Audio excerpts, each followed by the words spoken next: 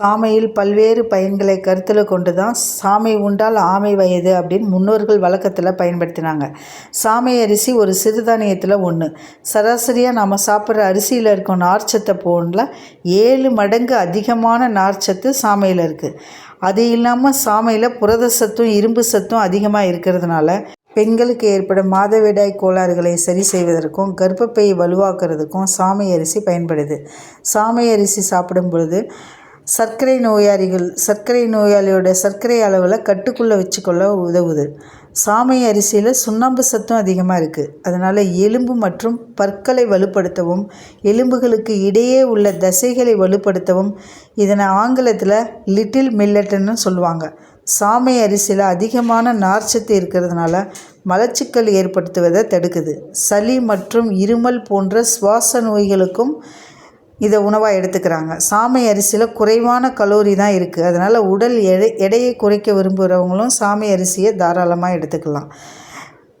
இந்த சாமை அரிசி குழந்தைகள் மற்றும் விளையாட்டு வீரர்கள் மேலும் இது ஒரு எலும்புக்கு ஒரு நல்ல வலுவூட்டக்கூடிய சத்தான அரிசி. இதில் கார்போஹைட்ரேட் அதிகமாக இருந்தால் கூட செரிமானம் ஆகக்கூடிய ரொம்ப சிறப்பு வாய்ந்த ஒரு அரிசினா இந்த லிட்டில் மில்லட்டு தான். நன்மை தரும் கொழுப்புகள் அடங்கி இருக்கிறதுனால இதயம் சம்பந்தமான நோய்கள்லேருந்து நம்ம பாதுகாக்குது.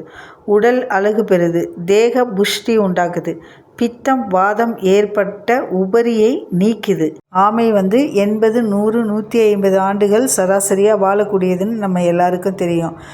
அந்த ஆமையே அவ்வளவு 150 ஆண்டுகள் வாழுதுன்னா அப்போ இந்த சாமை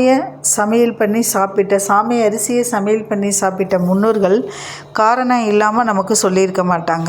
ஆகையால் நம்ம வாரத்தில் எல்லா நாளும் எடுத்துக்கலைனாலும் அட்லீஸ்ட் வாரத்தில் 2 நாளாவது நம்ம சாமை அரிசியை சாதம் வடித்து சாப்பிட்லாம். ஆண்கள் இதனை அதிகமாக எடுத்துக்கொள்ளும் போது ஆண்மை குறைவு ஏற்படுவதை தடுக்க முடியும்.